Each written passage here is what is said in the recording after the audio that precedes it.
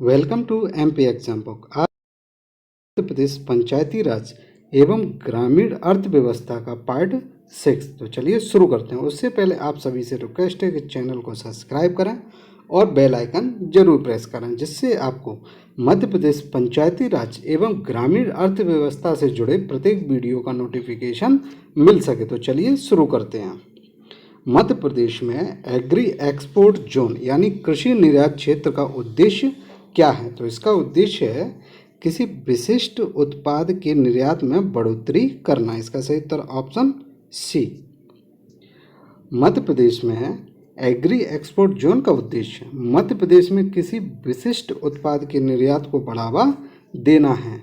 Next question है, निम्नलिखित में से कौन सा Madhya Pradesh state agro industry development corporation limited यानी मध्य प्रदेश राज्य कृषि उद्योग विकास निगम का एक कार्य नहीं है? तो इसका कार्य नहीं है सब्जियों एवं फलों का विपणन करना। इसका सही उत्तर option C. Madhya Pradesh state agro industry development corporation limited का कार्य उर्वरक का निर्माण एवं विक्रय करना, कृषि प्रौद्योगिकी में शोध करना, उन्नत बीजों का विपणन आदि करना है। यह फल सब्जियों या अन्य फसलों का विपणन कार्य नहीं करता है। मध्य प्रदेश राज्य कृषि उद्योग विकास निगम की स्थापना 21 मार्च 1969 को भारत सरकार एवं मध्य प्रदेश राज्य सरकार की साझेदारी से की गई थी। इसका मुख्यालय भोपाल में स्थित है। नेक्स्ट क्वेश्चन है, मध्य प्रदेश में कितने कृषि जलवायु क्षेत्र हैं? तो ये हैं 11। इसका सही उत्तर ऑप्शन डी। मध्य प्रदेश को 11 कृषि जलवायु क्षेत्रों और 5 फसल से क्षेत्रों में विभाजित किया गया है। नेक्स्ट क्वेश्चन है, बैंक सखी सामान्य रूप से क्या है? तो ये है एसएचजी सदस्य जो बैंक एजेंट के रूप में कार्य करता है। इसका सही उत्तर ऑप्शन ए। बैंक सखी यह बैंक का ही एक एसएचजी यानी सेल्फ हेल्प ग्रुप सदस्य होता है जो एक एजेंट के रूप में कार्य करता है। नेक्स्ट क्वेश्चन है, मानव विकास रिपोर्ट 2021 के अनुसार भारत का मानव विकास सूचकांक में रैंक क्या है? तो ये है 131वां। इसका सही उत्तर ऑप्शन सी। मानव विकास रिपोर्ट 2021 के अनुसार भारत की एचडीआई यानी ह्यूमन डेवलपमेंट इंडेक्स रैंक 131वीं है। मानव विकास सूचकांक किसी राष्ट्र में स्वास्थ्य, शिक्षा और जीवन स्तर का मापन है। मानव विकास सूचकांक की लिस्ट में नॉर्वे सबसे ऊपर है। नेक्स्ट क्वेश्चन है, निम्नलिखित में से कौन मनरेगा के प्राथमिक उद्देश्यों में से एक है? तो ये है अकुशल मजदूरों को गारंटीकृत मजदूरी रोजगार प्रदान करके पुरानी गरीबी का परिचयन करना। तो इसका सही उत्तर ऑप्शन ए। मनरेगा योजना यानी महात्मा गांधी राष्ट्रीय रोजगार गारंटी योजना का शुभारंभ 25 अगस्त 2005 में हुआ था। इसका मुख्य उद्देश्य अकुशल मजदूरों को गारंटीकृत मजदूरी रोजगार प्रदान करके पुरानी गरीबी का परिचयन करना है। नेक्स्ट क्वेश्चन है, निम्नलिखित में से किसे फार्म मैकेनाइजेशन डिवाइस यानी कृषि मशीनीकरण उपकरण नहीं माना जाता है? तो ये नहीं माना जाता है बैल को। इसका सही उत्तर ऑप्शन ए। बैल को कृषि मशीनीकरण उपकरण नहीं माना जाता है। कृषि कार्यों में कर्षण के लिए बैल शक्ति के एक प्रमुख स्रोत के रूप में कार्य करते हैं। इसका उपयोग लोड परिवहन और अन्य रोटरी गतिविधियों में जाता है। नेक्स्ट क्वेश्चन है, मध्य प्रदेश लघु वन उत्पाद द्वारा विपणन के उत्पादों के ब्रांड का नाम क्या है? तो ये है विंध्य हर्बल्स। इसका सही उत्तर ऑप्शन सी। मध्य प्रदेश माइनर फॉरेस्ट प्रोड्यूस फेडरेशन यानी मध्य प्रदेश लघु वन उत्पाद संघ द्वारा विपणन के उत्पादों के ब्रांड का नाम विंध्य हर्बल्स है। इसमें हर्बल्स चीज़ों का उत्पादन होता है। नेक्स्ट क्वेश्चन है, संपूर्ण ग्रामीण रोजगार योजना का आरंभ किस वर्ष में किया गया था? तो ये किया गया था 2001 में। इसका सही उत्तर ऑप्शन ए। संपूर्ण ग्रामीण रोजगार योजना वर्ष 2001 में शुरू की गई थी। संपूर्ण ग्रामीण रोजगार योजना का फरवरी 2006 में नरेगा में विलय कर दिया गया। इसका उद्देश्य ग्रामीण क्षेत्रों में टिकाऊ सामुदायिक संपत्ति के निर्माण के साथ साथ अतिरिक्त मजदूरी, रोजगार और खाद्य सुरक्षा प्रदान करना था। नेक्स्ट क्वेश्चन है, NMAET निम्न में से किसके लिए प्रयुक्त होता है? तो ये होता है national mission on agriculture extension and technology. इसका सही उत्तर ऑप्शन डी।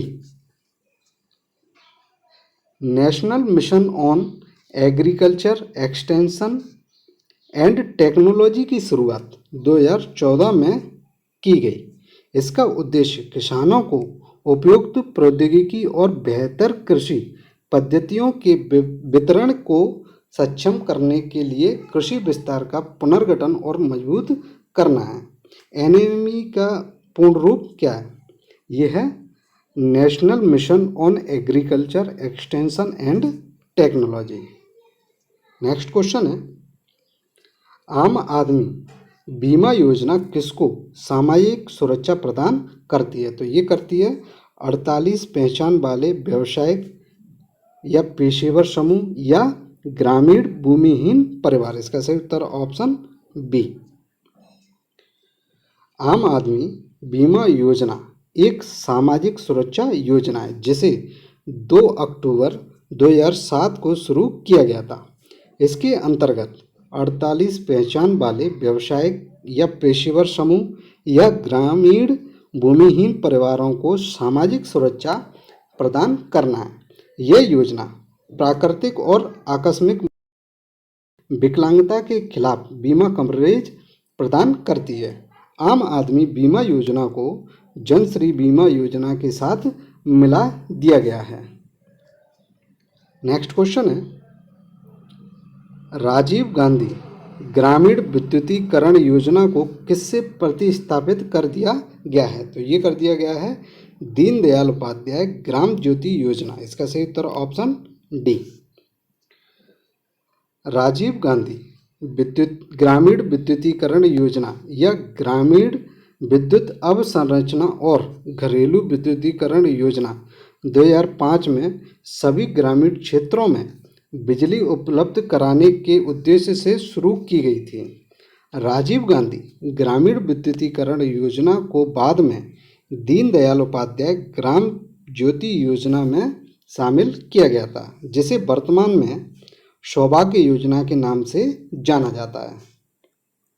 नेक्स्ट क्वेश्चन है, निम्नलिखित में से किसे गैर कृषि क्षेत्र गतिविधि के रूप में नहीं माना जाता है? तो ये नहीं माना जाता है डेयरी उद्योग को। इसका सही उत्तर ऑप्शन सी। हैंडलूम, वर्कशॉप की मरम्मत, छोटा सड़क परिवहन आदि गैर कृषि क्षेत्र के अंतर्गत आते हैं, अर्थात डेयरी उद्योग गैर कृषि क्षेत्रों की गतिविधि के रूप में नहीं माने जाते हैं। नेक्स्ट क्वेश्चन है, मध्य प्रदेश की मुख्यमंत्री खेत तीर्थ योजना का उद्देश्य क्या है? तो इसका उद्देश्य है किसानों को आधुनिक कृषि केंद्रों पर या विशेषज्ञों के पास भेजना। इसका सही उत्तर ऑप्शन सी। मुख्यमंत्री खेत तीर्थ योजना का उद्देश्य किसानों को आधुनिक कृषि के केंद्रों पर भेजकर उन्हें विशेषज्ञों के द्वारा फसलों के उत्पादन व तरीके की सलाह पूर्ण रूप से देना है। इस योजना का मुख्य उद्देश्य किसानों का सशक्तिकरण और कल्याण है और किसानों को कई कृषि तकनीकों से अवगत कराना है। यह उन्हें उन्नत कृषि तकनीकों को अपनाने के लिए प्रोत्साहित करता है। नेक्स्ट क्वेश्चन है, 2015 में एक ICAR अध्ययन रिपोर्ट के मुताबिक फलों और सब्जियों की फसल हानि के बाद फसल का कितना घाटा होने का अनुमान था? तो ये था 4.58 से 15.88%। इसका सही उत्तर ऑप्शन बी। 2015 में एक ICAR अध्ययन रिपोर्ट के अनुसार फलों व सब्जियों की फसल हानि के बाद फसल का घाटा 4.58% से 15.88% था। ICAR यानी भारतीय कृषि अनुसंधान परिषद की स्थापना 16 जुलाई 1929 को हुई थी। ICAR का मुख्यालय नई दिल्ली में स्थित है। नेक्स्ट क्वेश्चन है, आत्म प्रबंधन समिति का मुख्य कार्य क्या है? तो इसका मुख्य कार्य है प्रौद्योगिकी का प्रसार। इसका सही उत्तर ऑप्शन डी।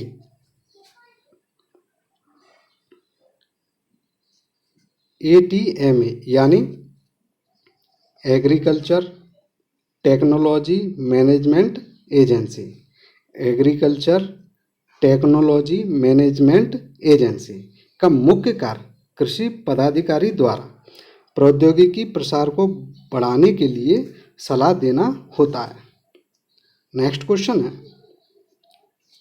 कृषि श्रमिक सुरक्षा योजना का उद्देश्य कृषि श्रमिकों को क्या प्रदान करना था? तो इसको प्रदान करना था जीवन बीमा योजना को। इसका सही उत्तर ऑप्शन डी। कृषि श्रमिक समाज सुरक्षा योजना कृषि श्रमिकों के लिए एक योजना है जिसे 1 जुलाई 2001 को आरंभ किया गया था।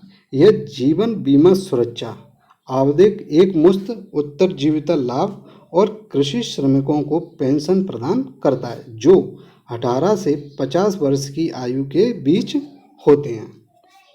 नेक्स्ट क्वेश्चन है, निम्नलिखित में से कौन केंद्रीय कृषि एवं किसान कल्याण मंत्री हैं? तो यह है नरेंद्र सिंह तोमर। इसका सही उत्तर ऑप्शन ए। वर्तमान में नरेंद्र सिंह तोमर केंद्रीय कृषि एवं किसान कल्याण मंत्री हैं। नेक्स्ट क्वेश्चन है, भारत में माइक्रो वित्त का नियामक निम्न में से कौन है? तो ये है रिजर्व बैंक। इसका सही उत्तर ऑप्शन बी। यह बेरोजगार या कम आय वाले व्यक्तियों या समूहों को प्रदान की जाने वाली बैंकिंग सेवा है जिनकी वित्तीय सेवाओं तक कोई अन्य पहुंच नहीं है। इसे माइक्रो क्रेडिट भी कहा जाता है। भारत में माइक्रो फाइनेंस इंस्टीट्यूशन नेटवर्क एक स्वयं नियामक संगठन है। भारत में माइक्रो वित्त का नियामक रिजर्व बैंक ऑफ इंडिया है। रिजर्व बैंक ऑफ इंडिया की स्थापना RBI अधिनियम 1934 के अधिनियम के साथ अप्रैल 1935 में हिल्टन यंग कमीशन की सिफारिश के आधार पर की गई थी और RBI के पहले गवर्नर थे CD देशमुख। नेक्स्ट क्वेश्चन है, भारत में मधुमक्खी को बढ़ावा देने वाले राष्ट्रीय एजेंसी कौन सी है? तो ये है राष्ट्रीय मधुमक्खी बोर्ड। इसका सही उत्तर ऑप्शन सी। राष्ट्रीय मधुमक्खी बोर्ड का उद्देश्य मधुमक्खियों को बढ़ावा देना था। राष्ट्रीय मधुमक्खी बोर्ड जो छोटे किसानों के कृषि व्यवसाय संघ द्वारा वर्ष 2000 में सोसाइटी पंजीकरण अधिनियम 1860 के तहत एक सोसाइटी के रूप में पंजीकृत किया गया था। बाद में इसे जून 2006 में पुनर्गठित किया गया। यह कृषि और किसान कल्याण मंत्रालय के तत्वाधान में आता है। शहद उत्पादन के मामले में भारत दुनिया के 5वें स्थान पर है। राष्ट्रीय मधुमक्खी पालन और शहद मिशन की घोषणा केंद्र सरकार द्वारा 2020 में आत्मनिर्भर भारत अभियान के तहत की गई थी। मधुमक्खी पालन विभाग बेंगलोर में स्थित है जबकि राष्ट्रीय मधुमक्खी अनुसंधान संस्थान पुणे महाराष्ट्र में स्थित है। Thank you for watching this video और प्लीज़ चैनल को सब्सक्राइब जरूर करें। Thank you.